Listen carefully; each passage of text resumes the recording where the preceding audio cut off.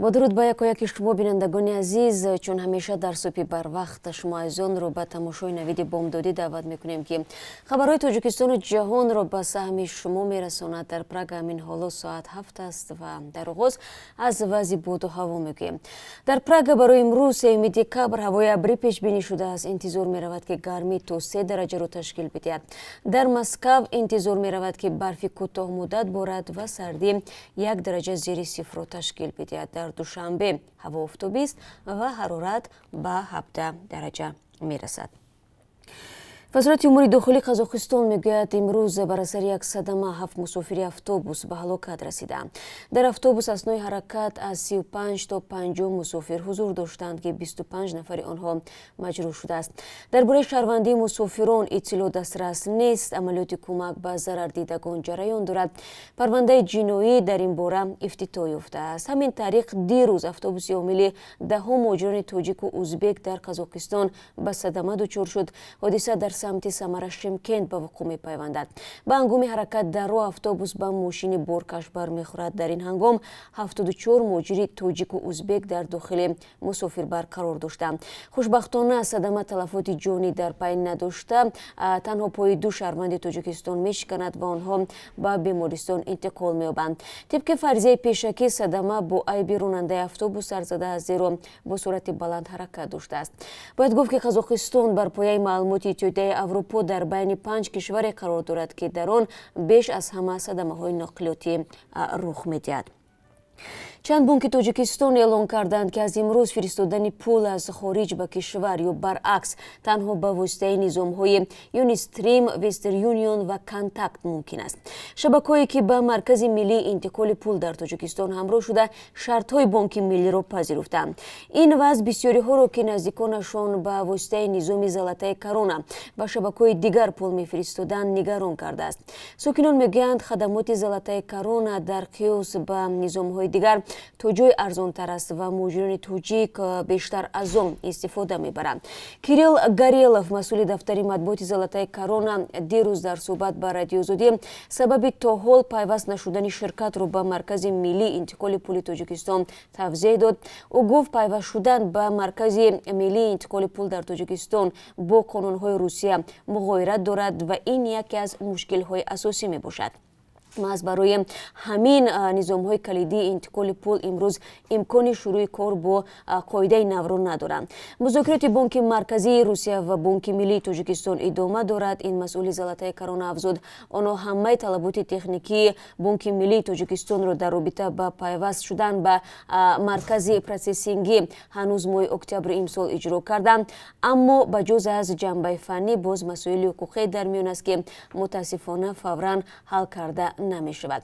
مسئولان بانک ملی تاجیکستان میگویند هدف از تأسیس نظام ملی انتقال پول فراهم کردن انتقال زود به خطر و ثابت پول در شکل غیر نقدی می باشد. مالکان نظام های پرداخت روسیه میگویند شکل انتقالی که حالا نیز عمل میکنند به خطر و باوری بخش است و نیاز به تغییر آن نبود. در شرح ضرورت چنین تغییرات بانک ملی گفت قرار مذکور برای حفظ منفعت های بانک های تاجیکستان است، چون هنگام مفلس شدن 2 سیستم انتقال پول میگم و لیدر بانک تاجیکستان 20 میلیون روبل ضرر دیدند. یعنی بانک‌ها از حساب خود پول مشتری را دادند، ولی از این دو شرکت که باید این پول باقی خدمت را می‌پرداختند چیزی نگرفتند. در تقریبا 1 ماه اخیر 9 محبوس عفو شده از یک سازمان مستقل حامی حقوق انسان در دوشنبه کمک خواستند. بیش از نصف آنها گفتند که هنگام گرفتن شناسنامه مشکل دارند. برخی دیگر از بیکاری شکایت کردند. بر اساس قانون عفو که ماه اکتبر امسال به اجرا درآمد، هزارها نفر از زندان آزاد شدند. مقامات گفتند برای برگشتن آنها به حیات معمولی کمک میکنند. بعضی از محبوسان سیاسی محبوسان سابق گفتند شرایط آن طوری نیست که وعده شده بود. نرگس زوکیر و رئیس سازمان اداره حقوق انسان و رعایت قانونیت روز 2 دکامبر بر رادیو آزادی گفت سازمان آنها در سرتاسر کشور 4 نمایندگی دارد و به محبوسان سابق کمک حقوقی میرساند. اکثر آنها خانه ندارند و خویشاوندان برای ثبت نام آنها در منزلشان راضی نمیشوند. дар як моҳи охир 50 нафар бо ҳамин мушкил ба мо муроҷиат кард. Табъиз аз сӯи наздикону пайвандон мушкили дигари онҳо аст, шаҳр дод ӯ. ин ҳоми ҳуқуқафзуд дар миёни маҳбусони пешин афроди кордон ва соҳиби ихтисос кам нестанд, аммо ба қавли вай бархурди нодурусти ҷомеа метавонад маҳбусони пешинро дубора ба ҷиноят тела бидиҳад. пештар мақомоти корҳои дохилии Тоҷикистон гуфта буданд ки танҳо баъд аз 2 ҳафтаи ба иҷро даромадани қонуни афв 60 нафари онҳо дубора дастгир шуданд. онҳо асосан ба дуздӣ ва 1 нафар ба таҷовуз ба номуз гумонбар аст. коршиносоне ки ин мавзӯъро пайгирӣ доранд тахмин мезананд ки ба эҳтимоли зиёд бекорӣ ва набуди шароит барои ба ҳаёти маъмулӣ баргаштани маҳбусони пешин ба ин ваҷ сабаб шудааст.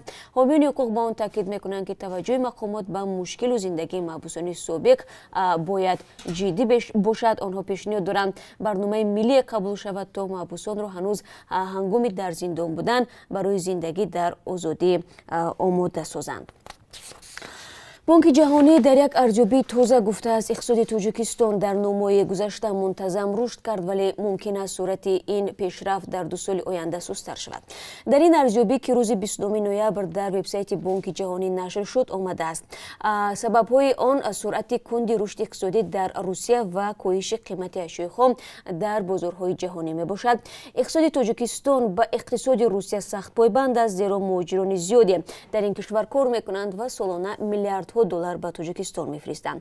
бар тибқи арзёбиву пешбиниҳои мутахассисон дар миёна моҳлат маҷрӯи пулҳои интиқолӣ ба Тоҷикистон кам мешавад, вале айни замон ба гуфтаи мутахассисони бонк истихроҷи маъданҳои табиӣ, сохтмон ва саноат ҳамчунон ба пешрафти иқтисодӣ мусоидат мекунанд. болоравии қимати ашёи хом аз ҷумла алюминий ва пахта ҳам ба даромади Тоҷикистон таъсири манфӣ мегузорад, чун ин ду ашё аз манобеи аслии арзи хориҷии нақд барои кишвар аст. бонки ҷаҳонӣ ҳушдор додааст, агар ҳукумат барои нирӯи тоза бахшидан ба бахши хусусӣ ки солҳои ахир заиф шудааст ислоҳоти зарурӣ ва ба таъхирафтодаро анҷом надиҳад, вазъи соҳибкорон бадтар мешавад. дар чанд соли ахир дар кишвар раванди кам шудани шумораи тоҷирони хурду миёна мушоҳида мешавад. оҷонси омори Тоҷикистон хабар дод ки то 1 октябр 260 000 соҳибкор корашонро қатъ карданд. бонки ҷаҳонӣ мегӯяд аз ҳама бештар иқтисоди Тоҷикистон шоҳиди хатароти молӣ мешавад, чун кишвар талош дорад барои иҷрои зербунёд ва иншооти азим қарзи зиёдтар бигирад. қарзи хориҷии Тоҷикистон то охири соли 2018 $2 миллиард 900 миллион доллар будааст, ки 40% тавлидоти нохолиси дохилиро ташкил медиҳад.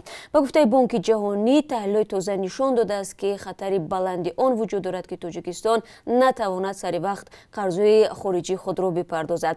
ҷалби қарзҳои хориҷӣ барои идомаи сохтмони нирӯгоҳи Роғун ба гуфтаи бонки ҷаҳонӣ метавонад дар дарозмуддат ҳаҷми қарзи хориҷии Тоҷикистонро боз ҳам зиёдтар кунад. Кумитаи амнияти миллии Қирғизистон мегӯяд тасмим гирифтааст сарвазири ин кишвар Муҳаммадкалим Абилғозиев якчанд вакили мардумӣ ва 2 рӯзноманигори радиоозодиро дар робита бо фасоди густурда дар хадамоти гумрук ва берункашии маблағҳо аз Қирғизистон бозпурсӣ кунад. ин бозпурсӣ ба як гузориши муштараки радиоозодӣ ва якида созмонҳои байналмилаливу маҳаллӣ иртибот мегирад, ки дар он як соҳибкори уйғуртабор аз Чин маълумот дод, ки $100 миллион аз Қирғизистон ба хориҷи кишвар берун кашида шудааст. аз ҳар 5 сокини Русия 1 нафарашон розӣ аст, ки дар намоишҳои эътирозӣ иштирок карда норозигии худро аз ҳукумат баён кунад. маркази назарсанҷии Ливада рӯзи 2 декабр натиҷаҳои пурсиши афкори умумро нашр кард ва гуфт, ки 19% пурсидашудаҳо омода ҳастанд шахсан дар эътирозҳои сиёсӣ иштирок кунанд ва 29% гуфтанд, ки чунин имкониятро аз эҳтимолдор намедонанд. тахминан 30% гуфтанд бар зидди шароитҳои иқтисодӣ эътироз мекунанд. натиҷаҳое, ки маркази Ливада нашр кардааст монанд ба пурсишҳои қаблии ин марказ мебошад. иқтисоди дучори мушкили Русия барои президент Владимир Путин ва ҳукуматаш як чолиши ҷиддӣ шудааст. мардум тобистони соли ҷорӣ барои баёни эътироз аз вазъи вахими иқтисодӣ ба хиёбонҳо баромаданд ва Путин маҷбур шуд ба ҳукумат амр диҳад, ки роҳҳои бурунрафт аз ин вазъро ҷустуҷӯ кунад. моҳҳои июл ва август даври авҷи эътирозҳо буд ва пулис ҳам садҳо нафарро боздошт кард. мавҷи ахири эътирозҳо аз он ҷо маншаъ гирифт, ки мақомоти интихоботӣ нахостанд шумори зиёди мухолифонро барои ширкат дар интихоботи шаҳрии Москав роҳ бидиҳанд. шаҳрдори душанбе бошад раисони 4 ноҳияи пойтахт ва муовинони онҳоро муваззаф намудааст ки минбаъд бевосита худашон навбатдор меистанд ва ба мушкили сокинони шаҳр саривақтӣ расидагӣ мекунанд. Навбатдорон ба ҳалли фаврии мушкилоти сокинони шаҳр вобаста ба интиқоли барқу гармӣ дар мавсими зимистон ва дигар ҳолатҳои фавқулода вазифадор шуданд. Навбатдории шабонаи муовинони шаҳрдор ва раисони ноҳияҳои пойтахт то охири моҳи марти соли 2020 таъин шудааст. омӯзиши гурӯҳе аз донишмандони тоҷик дар моҳи октябр имсол нишон додааст ки Перияхи Зарафшон дар 4 даҳаи гузашта ҳар сол тақрибан 40 метри ақибнишинӣ карда аз масоҳати азиму барфияхе ки дошт фақат хоку санг мондааст. Перияхи мазкур дар байни қаторкӯҳои Зарафшон ва Туркистон ҷойгир аст ва Зарафшон яке аз муҳимтарин рудхонаҳои Тоҷикистон ва ҳамин гуна Осиёи марказӣ аз он сарчашма мегирад. Дар ҳавзаи Зарафшон ки дар байни Тоҷикистону Ӯзбекистон тақсим шудааст, миллионҳо нафар зиндагӣ мекунанд ва зиндагиву кори бештар аз 6 миллион нафар аз аҳолии кишвари ҳамсоя ба оби ҳавзаи Зарафшон вобаста аст. аҳволи Перияхи дигари ҳамсоя бо Перияхи Зарафшон ҳам чандон хуб набудааст. омӯзиши қабат ва забонаи Перияхи Рама дар як ҳафтаи ахири моҳи октябр нишон додааст ки аз соли 1988 то имсол ин Периях солона 85 метр ақибнишинӣ карда бештар аз 2 километру 620 метр кӯтоҳ шудааст. дар муддати 31 соли гузашта бештар аз 8 метри мураббаъ ях обу бухор ва нопадид шудааст ва ҳамин гуна ҳаҷми бузурги ин сарватҳои бебаҳои Тоҷикистон ва Осиёи марказӣ яъне об аз байн рафтааст. ба тахмини донишмандони тоҷик, агар ҳарорат ҳамин гуна боло рафтан бигирад, оянда Перияхҳо ва рудхонаҳои Тоҷикистон чандон хуб нахоҳад буд.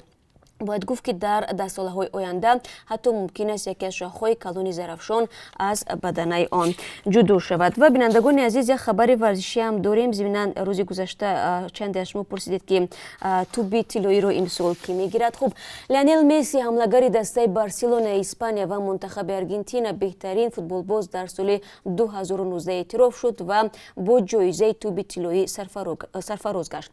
маросими супурдани ҷоизаи туби тиллоӣ ки онро нашрияи Франс футбол нашр кардааст, рӯзи душанбеи 2 декабр дар театри Шатле де Париж доир гардид.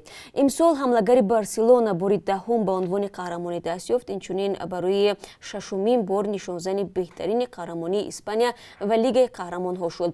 аз рӯи теъдоди туби тиллоӣ, Месси аз Криштиану Роналдуи португалӣ ки 5 бор ин ҷоизаро ба даст овардааст пеш гузашт. ва ҳоло аз асъори хориҷӣ барои имрӯз мегӯем ки қурбаш аз тарафи Бонки Миллӣ ба ин тавр таъин шудааст.